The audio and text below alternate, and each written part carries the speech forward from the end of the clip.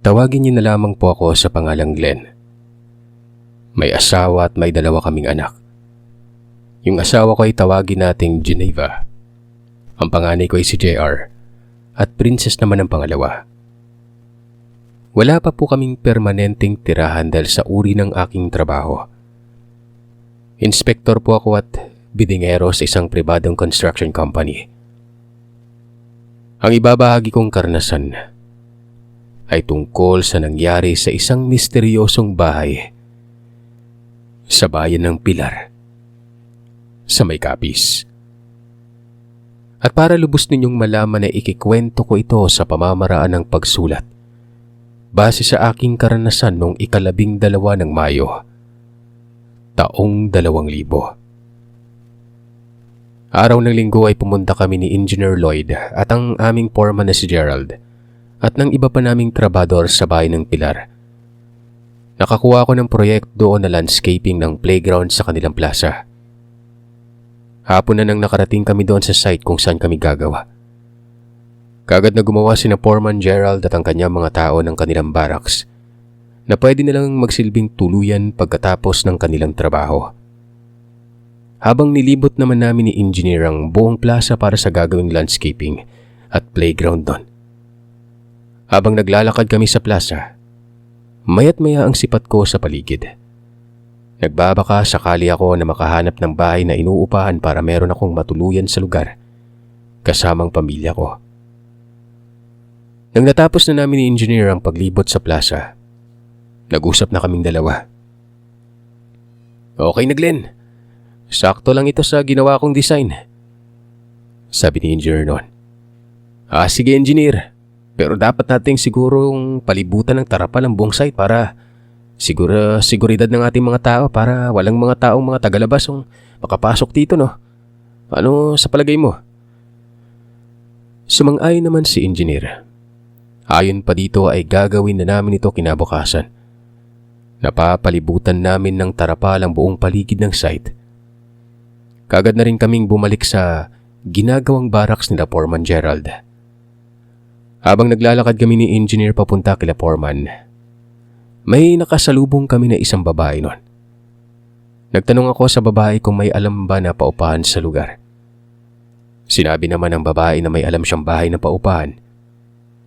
Tinanong ko rin ito kung malayo ba sa site ang bahay na yon. Pero ayon sa kanya, malapit lang. Kasabay nito yung pagtuturo niya sa bahay. Malapit lang naman sa plaza ang bahay pero hindi ito nakikita kaagad dahil sa napapalibutan ito ng mga punong kahoy. Salamat ate. Sino yung pwede kong puntahan kapag titingnan ko yung bahay? Tanong ko. Ang sabi niya ay wala umanong nakatira sa bahay na yon dahil nasa ibang bansa umano ang may-ari. Ang babaeng ito ang caretaker ng bahay. Kung pupunta daw ako doon, hanapin ko lang daw siya. Janet ang pangalan niya. Diyan lamang umano sa harap ng bahay na paupahan ng bahay nila. Ayon pa sa kanya ay tawagin ko na lamang siya mamaya kapag titingnan ko ang bahay. Nagpasalamat ako sa kanya dahil hindi na ako nahirapan pa sa paghahanap. Kagad ding umalis si Janet pagkatapos naming mag-usap. Habang kami naman ni Engineer ay kinausap na namin si Foreman tungkol sa aming pinag-usapan sa pagkabit ng tarapal paikot sa site na aming gagawin. Pagkatapos namin mag-usap ay nagdesisyon na kami ni Engineer na pumalik na sa siyudad ng Rojas. Doon ako sasakay ng bus pauwi ng Iloilo, kung saan kasalukuyan naman kaming nangungupa ng bahay noon. At dahil hindi naman kalayuan ng lugar sa siyudad kung kaya't pasado alas 5 ng hapon, nakabalik na kami. Malaking tulong din dahil sa may sasakyan si Engineer kaya nakisabay ako sa kanya. Bumaba na lamang ako sa terminal ng bus pabalik sa siyudad ng Iloilo. Alas 7 naman ng gabi ang last trip nila kung kaya't nakasakay pa ako bago pa man maabutan nun.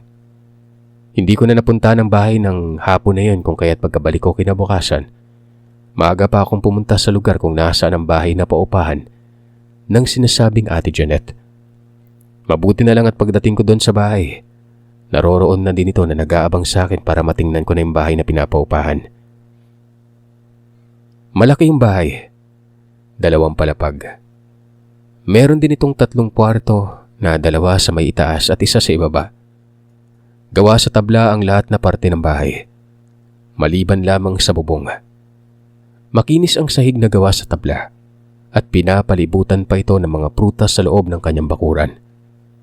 Ang mas maganda pa ay kung sino ang nag-uupa ng bahay. Siya na rin ang nagmamay-ari ng mga prutas sa loob ng bakuran ng bahay na yon.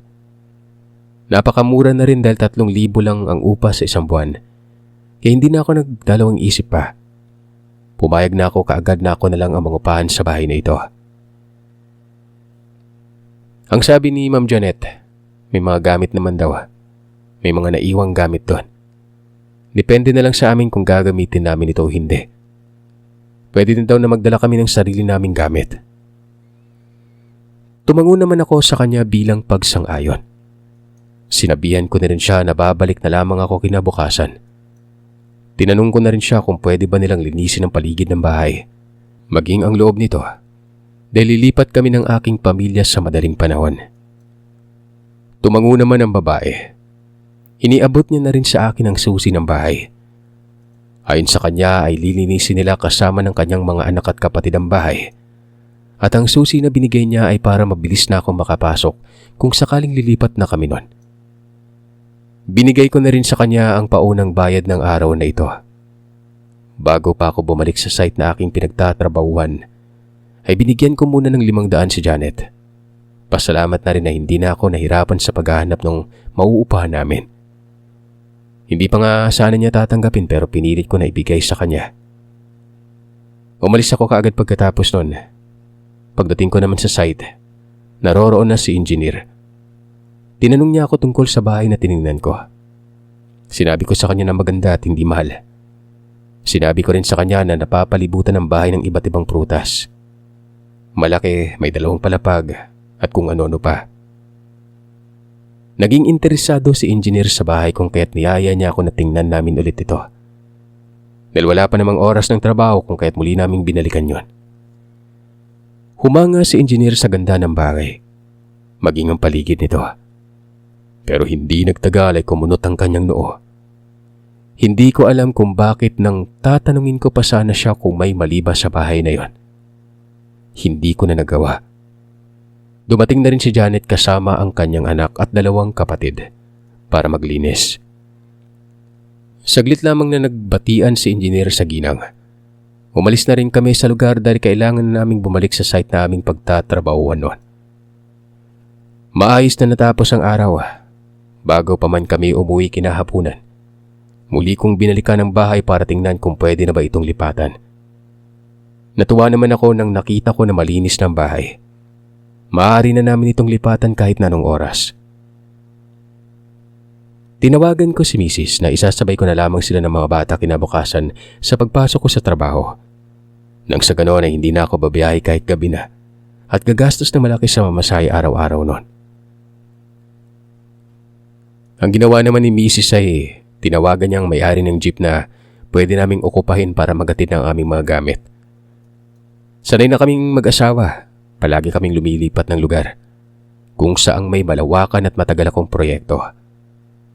Usa na nitong hinanda ang aming mga kagamitan. Muli akong nakisakay sa kotse ni engineer, pabalik ng oras ng hapon na yon. Bumaba na lamang din ako sa terminal ng bus gaya nung nakaraan. Habang bumabiyahe ay napag-usapan namin ang tungkol sa bahay. Kung gaano ito kamura kahit na nasa bayan na mismo. Medyo weirdo lang sa akin yung presensya ng bahay, pre. Hindi ko man maipaliwanag pero basta. Wika ni engineer at ibinaling na sa ibang paksa ang aming usapan. Tumango na lamang ako sa sinabi niya. Hindi ko na rin ito pinansin pa dahil sa wala naman akong nararamdamang kakaiba sa bahay na yon. Pag-uwi ko sa bahay ay nahanda na ng asawa ko ang aming mga kagamitan na dadalhin sa aming paglipat. Ang tanging natirang gamit na lamang noon sa labas ay ang pinaglutuan ng hapunan namin. Maging ang pagkain namin sa agahan ay naihanda na rin ni Mrs. para hindi na kami magluto pa kinabukasan. May kasambahay kami noon na si Manang Linda. Matandang dalaga ito at wala na siyang magulang. Kapamilya ng turing namin sa kanya kung kaya't kung saan man kami lumilipat. Kasama namin ito. Malaking tulong sa amin si Manang Linda kung kaya't nagpapasalamat kami sa kanya. Itinuturing na namin siyang hindi iba sa pamilya namin. Magaling din itong maghilot. Ang hindi lang namin alam ay may kaalaman pala siya sa mga tinatawag nating lihim na karunungan. Bagay na nalaman na lamang namin nang tumira na kami sa bayan ng Pilar. 3:30 pa lamang ng madaling araw ay nagsimula na kaming bumiyahe papuntang Pilar. At dahil sa hindi pa naman maraming sasakyan ang bumabiyahe ng ganong oras, naging matiwasay ang biyahe namin. At ang normal na 3 oras na biyahe ay naging 2 lang. Dumiretso na kami sa bahay upahan namin ng umagang yon. Nagtataka ako kay Manang Linda dahil kaagad na nag-iba ang ekspresyon ng kanyang mukha. Pagdating pa lamang namin sa bahay, napansin ko rin na bumuka-buka ang bibig ni Manang Linda na para bang may inuusal itong mga kataga. Wala naman akong maintindihan dahil sa hindi ko naman naintindihan ang pagbuka ng kanyang bibig. Ganun pa man ay kinausap ko si Manang Linda at tinanong kung ano sa tingin niya ang bahay na nililipatan namin ngayon. Hindi ko masasabi to. Malalaman natin yan sa mga susunod na araw. Sagot ni Manang Linda nun. Tumangulang naman ako bilang pagsang-ayon sa kanyang sinabi. Kagad na rin bumalik sa Iloilo ang inukupa naming jeep nun. Saglit kami nakapag-ayos ng gamit bago pa man ako magsimula sa trabaho. Nang umagang yun din ako binisita ni engineer sa bahay na inuupahan namin. Doon lamang siya, unang nakita ng aking asawa kung kaya't ipinakilala ko si engineer nun. Hinintay ko naman noon na lumabas si Ma'am Janet na siyang nangangalaga nun sa bahay. Pero pumasok na lamang ako sa trabaho. Hindi pa rin ito lumalabas ng bahay nila. Sarado rin ang tindahan na noon ay pagmamay-ari ng pamilya nila. Ganun pa man, tinuro ko ito sa asawa ko at sinabi na doon nakatira ang nangangalaga sa bahay na ito. Magkasabay na kami ni engineer na pumunta sa site naming pinagtatrabahuan. Sumapit ang tanghalian. Umuwi ako saglit para makasama ko ang pamilya ko. Nakita ko nakakabukas lamang ng tindahan ng pamilya ni Ma'am Janet. Kadalasan ay siya o di kaya ang ina niyang nagbabantay sa tindahan nila. Napansin ko rin na tanging ang tindahan lang nila ang pinakahuling nagbubukas sa kanilang lugar ng ganong oras. Nang makapasok ako ng bahay, nakita ko na abala pa rin si Mrs. at si Manang Linda na nag-aayos ng bahay nun. Ganun pa man ay nakapagluto na rin sila at hinihintay na lamang nilang pag-uwi ko. Nang sa ganun ay sabay-sabay na kaming kakain ng tanghalian. Pagkatapos namin kumain ay saglit naman akong tumulong sa kanila sa pagliligpit ng bahay. Pagkatapos ay bumalik na ako sa site para makipag-usap na kay foreman at sa iba pa naming kasama na manggagawa. Isa sa mga kasama namin na labor nang nakapagbukas ng topic tungkol sa bahay na aking inuupahan. Itong sa akin boss, paalala lang ha. Hindi po sa tinatakot kita o sinisiraan ko yung lugar namin, lalo na yung bahay na inuupahan nyo. Pero mainam na pinagsabihan na kita. Mag-ingat kayo ng pamilya mo, lalong-lalo na yung 2 ninyong anak. May balita kasi na kumakalat tungkol sa bahay na iyan. Marami daw kasing kinuhang buhay yung bahay na iyan, kaya walang tumatagal na nangungupahan dyan. Wika sa akin ni Peter, isang laborer ni Foreman Gerald. Sinaway pa siya ng isa sa kanyang kasamahan na si Budoy. Siya ang maedad sa kanilang lahat. Ayon sa Ginoo ay baka hindi naman ako naniniwala sa mga ganong nilalang. Kaya huwag ko nang pansinin ang sinabi ni Peter. Sinabihan ko si Peter na huwag siyang mag-alala dahil mag-iingat kami ng pamilya ko. Nagpasalamat din ako dahil sa pag-aalala niya sa amin noon. Tumangulang ito sa sinabi ko. Ilang saglit pa ay muli kaming nagsimula sa pagtatrabaho.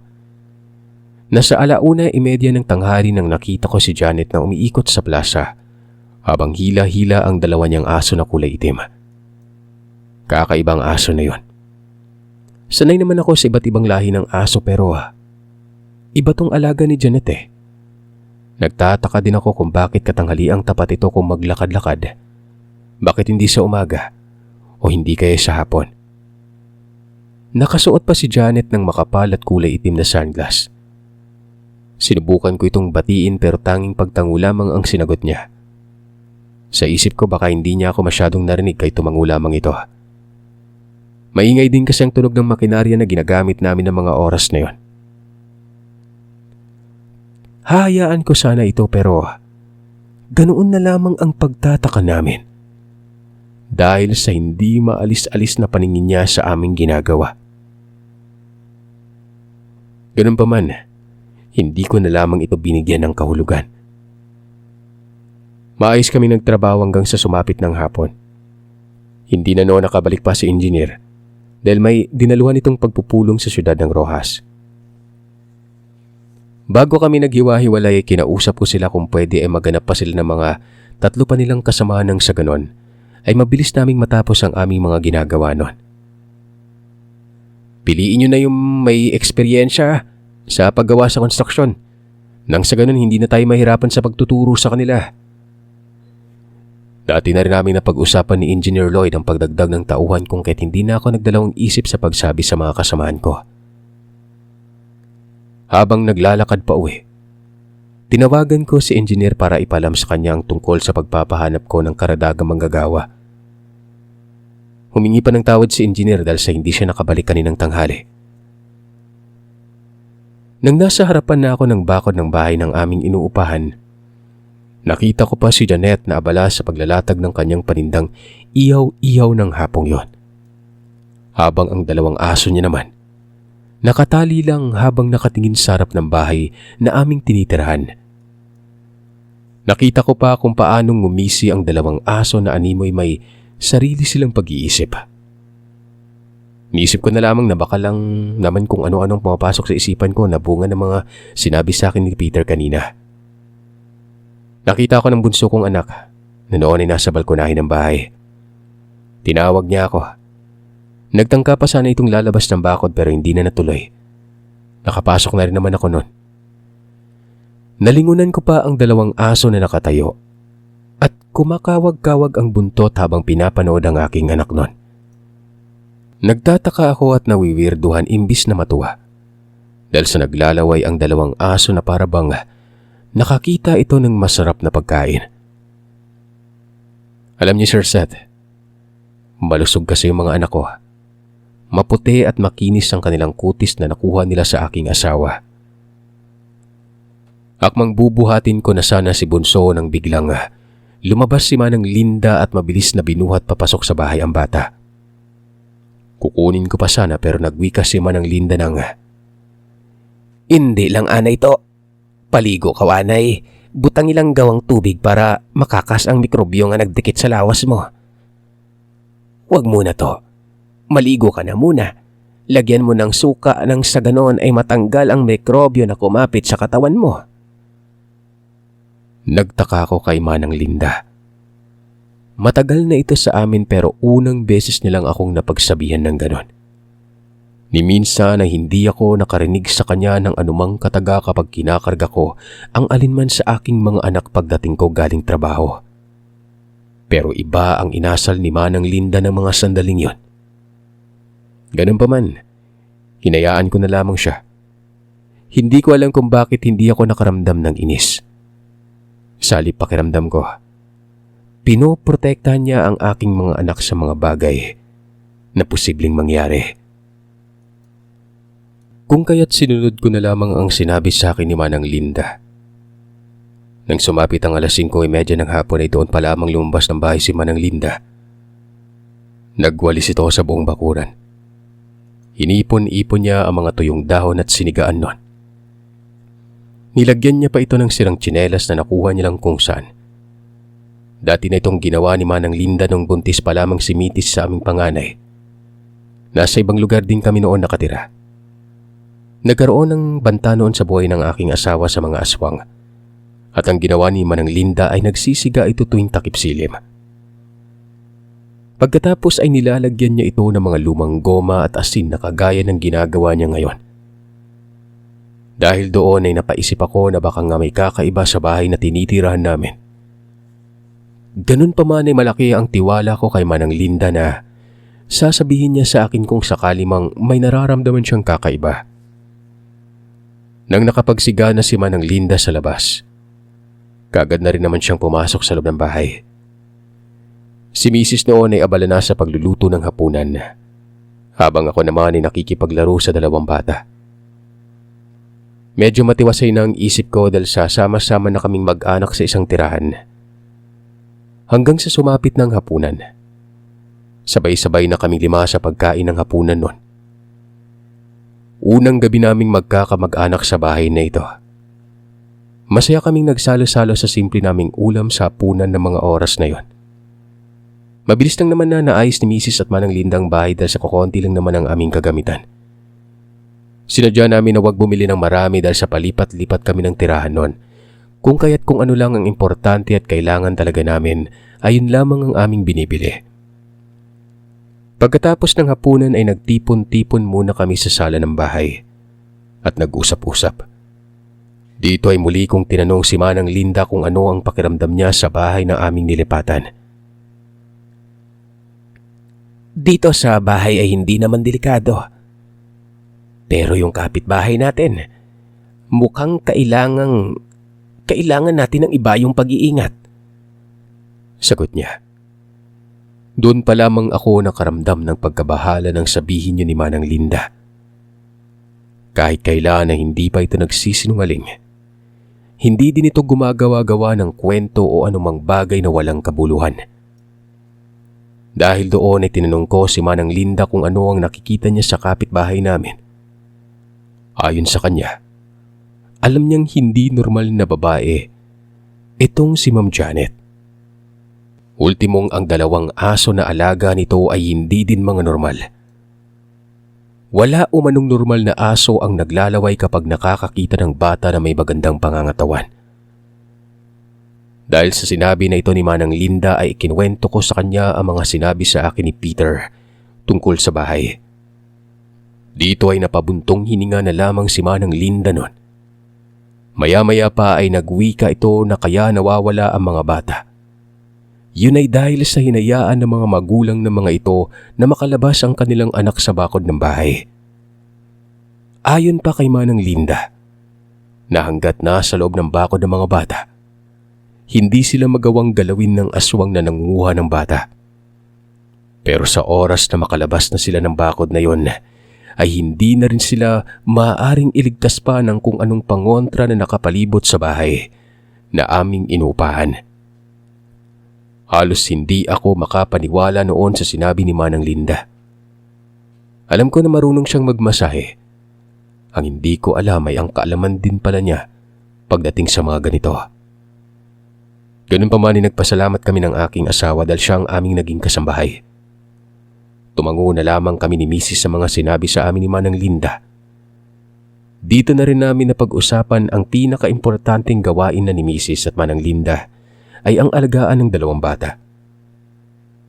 Tinanong ko si Manang Linda kung sino sa mga kapitbahay namin ang posibleng nagtataglay ng kung anong kakaibang sinasabi niya.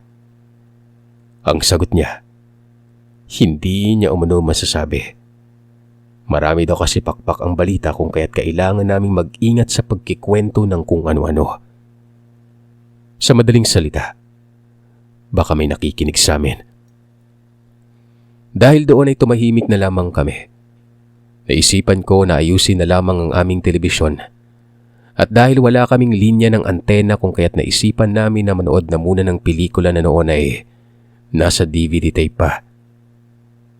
Masaya kaming nanonood noon ng pelikula habang ang dalawang bata naman ay naglalaro ng kanilang laruan na nasa tabi lang din namin.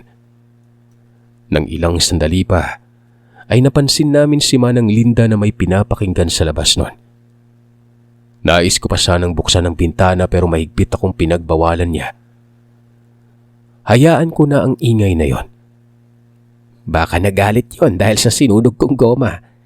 Hindi yata nakadapo sa puno na nasa bakuran. Bagyang may kalakasan na boses na wika nito. Animoy sinasadya niyang lakasan ang kanyang boses nang sa ganoon ay marinig ng kung sino o anumang nilalang ang nasa labas. Ang kanyang mga sinabi. Nang gabi ding yon ay mas pinili naming magpamilya na sa salas na lamang matulog. Dinala namin doon ang kutsyon at doon na inilatag. Doon na rin naman natulog si Manang Linda katabi ng dalawang bata. Dahil sa pagod ay hindi ko na malaya na nakatulog na rin pala ako habang nanonood ng telebisyon. Kinabukasan ay nagising ako na mataas ang araw. Masarap pa rin ang tulog ng mag-ina ko. Habang si Manang Linda naman ay tapos nang magluto ng almusal. Nagulat pa ako ng pagbangon ko at pagpunta sa bintana na bubuksan ko sana ng bahagya. Nakita ko na maraming asin doon. Dahil sa pagtataka kaya tinanong ko ito kung ano ang nangyari kagabi. Pero ayon kay Manang ay wala namang nangyari na hindi maganda sa bahay namin. Sa labas lamang umano. Batid niyang may hindi umano magandang nagmamasid doon. Kung kaya't sinabuyan niya kaagad ng asin bago pa man mahuli ang lahat. Natamaan yon. Hindi ko lang alam kung saang bahagi ng katawan. Medyo malayo eh. Wika niya. Ayon sa kanya ay nasa alauna na yun ng madaling araw. Tumango na lamang ako sa sinabi na yun ni Manang Linda. Hindi na rin ako nagtagal pa sa pakikipag-usap kay Manang. Kailangan ko na kasi maligo ng umagang yun dahil kailangan ko pang pumasok sa trabaho. Tama lang naman na natapos na ako sa pagligo nang nagising si Mrs. kung kaya't sabay na kaming tatlo na kumain ng agahan habang natutulog pang dalawang bata. Nang araw na yon ay maghapon na hindi ko nakita ang mga alagang aso ni Janet. Pero nakita ko si Janet ng hapon na ito na nakasuot ng damit na may mahabang manggas. Hindi nito laging ginagawa sa loob ng ilang araw na nakikita ko siya. Hindi ko rin nakita ang dalawang aso na alaga niya. Pero bukas pa rin ang tindahan nila ng gabing yon. Ang nakapagtataka lang ay wala namang bumibili sa kanilang mga tinitinda. Kung may bumili man, ay hindi namin alam yon. Kagaya ng mga nakaraang gabi, ay naisipan namin na sa sala na muli matulog. Pero nagising ako sa kalaliman nun. Dahil nakakahilakpot na ingay ang narinig ko. Pamulat-mulat ang mga mata ko. Nakita ko si Manang Linda na nakaharap sa pintuan. May hawak-hawak itong latigo na hindi ko alam kung saan niya nakuha. Ang hindi ko maintindihan ay ang mga pangyayari sa loob ng bahay ng gabing yon. Tila ba may nagbibigay ng hudyat at direksyon kay Manang Linda kung saang bahagi ng lugar niya iwawasiwas ang latigo na kanyang hawak. At sa bawat pagwasiwas nito, kasunod ang pag-usal nito ng mga kataga. At ang nakapagtataka pa ay nasa labas ng bahay ang ingay ng kung anumang hayop na natatamaan ng bawat paghataw niya ng latigo. Walang ano-ano'y nagsalita ito at nagwika ng, "Bantayan mo yung mag-ina mo to. Wag na wag mo silang iwanan." Sinunod ko yon. Sa bawat paghataw ni Manang Linda ng latigo, ay siya namang paghuni ng nakakatakot na tunog ng hayop. Maya-maya ay may sumipol na hindi ko alam kung saan nanggaling. Kasunod nito ay ang muling pagwasiwas ni Manang Linda ng kanyang hawak na latigo. Nakaramdam ako ng kakaibang temperatura sa loob ng bahay. Maghahalong init at lamig ang temperaturang yon.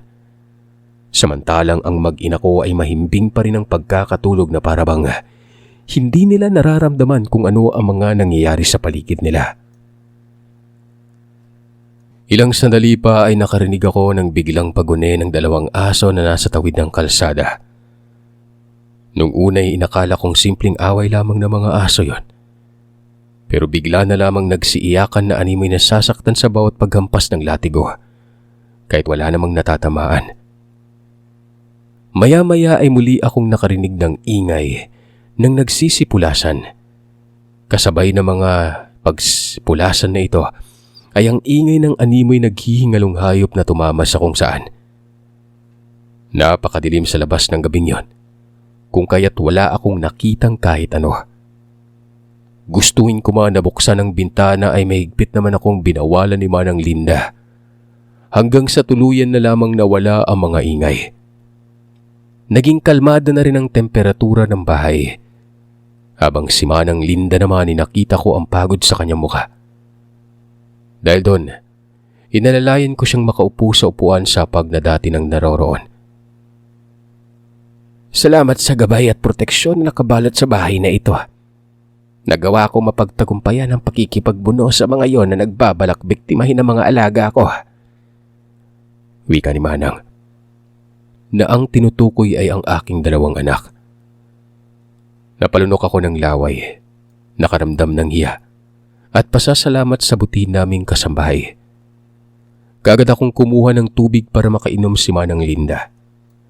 Nagpasalamat ako sa kanya at sinabihan siyang magpahinga na. Sinabihan ko siya na doon na siya matulog sa kanyang silid dahil ligtas naman ang mga bata noon. Kinabukasan ay tinanghali siya ng gising. Gigisingin pa sana ito ni Mrs. pero pinigilan ko at sinabi ko sa kanya kung anong nangyari nung nagdaan. Takang-taka si Mrs. Halos hindi siya makapaniwala sa mga kwento ko sa kanya. Ganun pa man kilala ko ng asawa ko. Alam niyang hindi ako nag-aaksay ng oras sa mga bagay na walang kabuluhan.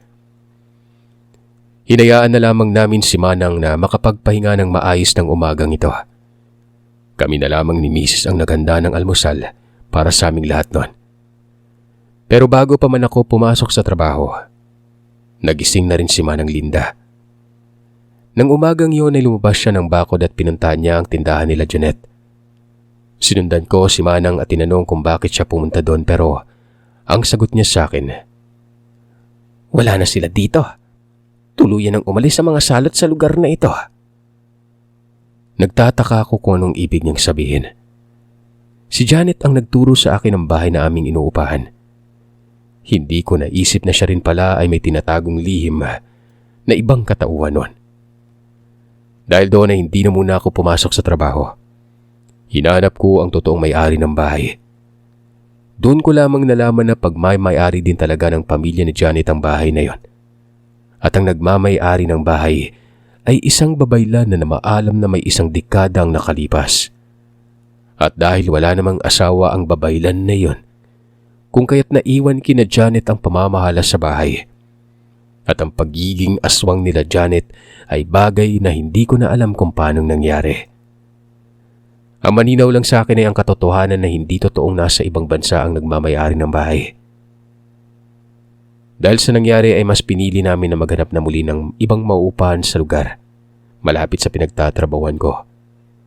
Pero bago pa man kami lumipat sa nahanap naming bahay, pinabindisyonan ko muna ito sa pare at pinatingnan kay Manang Linda kung ayos sa kanya ang bahay na lilipatan namin noon. Naging maganda naman ang sinabi niya sa akin kung kaya't kaagad na kaming lumipat at doon na kami tumira hanggang sa natapos na ang project na ginawa namin sa bayan ng Pilar.